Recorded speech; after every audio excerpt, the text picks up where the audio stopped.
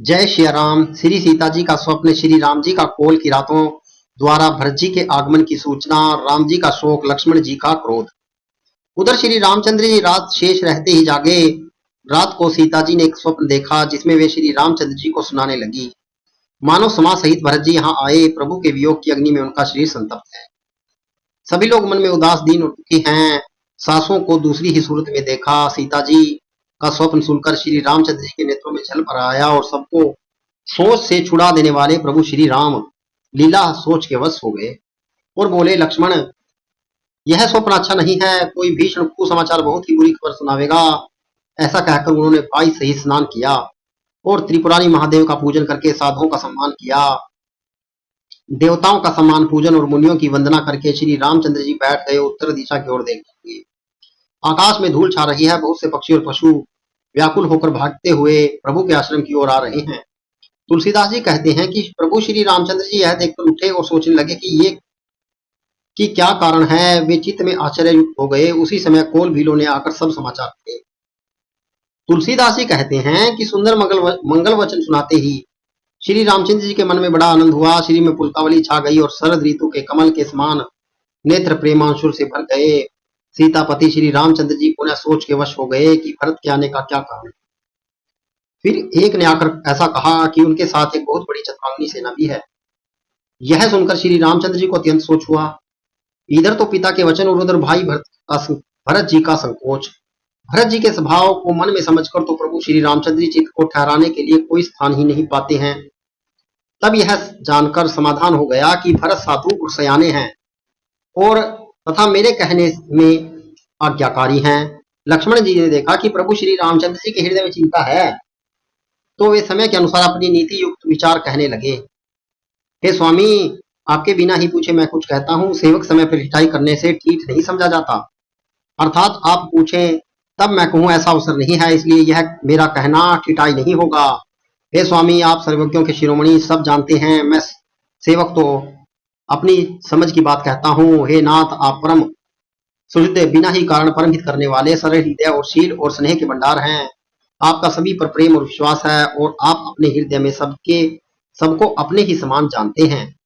परंतु मूल विषय जीव प्रभुता पाकर मोहवश अपनी असली स्वरूप को प्रकट कर देते हैं। भरत नीति प्रायण, साधु और चतुर हैं तथा प्रभु के चरणों में उनका प्रेम है। इस बात को सारा जगत जानता है। वे भरत जी आज श्री रामचंद्र जी आपका पद, सिंहासन या अधिकार पाकर धर्म की मर्यादा को मिटाकर चले हैं।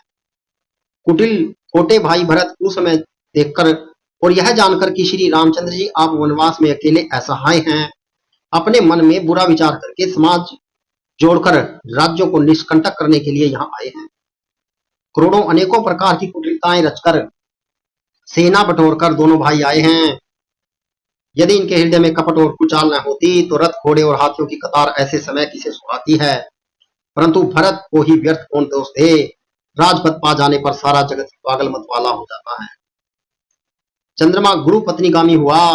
राजा नहुस ब्राह्मणों की पालकी पर चढ़ा और राजा वेन के समान नीच तो कोई नहीं होगा जो लोक और वेद दोनों से विमुख हो गया। सहस्त्रबाहु, देवराज इंद्र और त्रिशंकु आदि किसको राजमद ने कलंक नहीं दिया। भरत ने यह उपाय उचित ही किया, क्योंकि शत्रु और ऋण को कभी जरा भी शेष नहीं रखना चाहिए। हाँ, भरत ने एक बात अच्छी नहीं की, जो राम जी आपको असहाय जानकर उनका निरादर किया। पर आज संग्राम में श्री राम जी आपका क्रोध पूर्वक मुख देखकर यह बात भी उनकी समझ में विशेष रूप से आ जाएगी, अर्थात इस निरादर का फल भी वे अच्छी तरह पा जाएंगे। इतना कहते ही लक्ष्मण जी नीति रस भूल गए और युद्ध रस रूपी वृक्ष पुलकावली के बहाने से फूल उठा, अर्थात नीति की बात कहते कहते उनके शरीर में भी रस छा गया। वे प्रभु श्री रामचंद्र जी के चरणों की वंदना करके चरण रज को सिर पर रखकर सच्चा और स्वाभाविक बल कहते हुए बोले, हे नाथ, मेरा कहना अनुचित न मानिएगा। भरत ने हमें कम नहीं प्रचारा है, हमारे साथ कम छेड़छाड़ नहीं की है। आखिर कहाँ तक सहा जाए और मन मारे रह जाए, जब स्वामी हमारे साथ है और धनुष हमारे हाथ में है। क्षत्रिय जाति रघुकुल में जन्म और फिर मैं श्री राम जी आपका अनुगामी सेवक हूँ।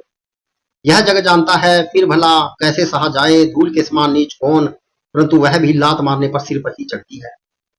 यो कहकर लक्ष्मण जी ने उठकर हाथ जोड़कर आज्ञा मांगी। दोनों वीर रस सोते से जाग उठा हो, मानो वीर रस सोते से जाग उठा हो।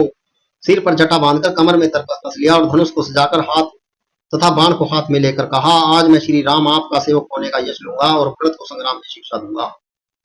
श्री रामचंद्र जी आपके निरादर का फल पाकर दोनों भाई भरत शत्रुघ्न रणशैया पर सोएंगे। अच्छा हुआ जो सारा समाज आकर एकत्रित हो गया।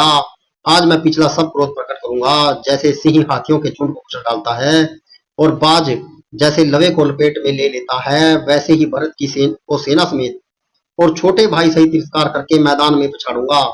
यदि शंकर जी भी आकर उनकी सहायता करें तो भी मुझे राम जी की सौगंध है, मैं उन्हें युद्ध में अवश्य मार डालूंगा, छोड़ूंगा नहीं।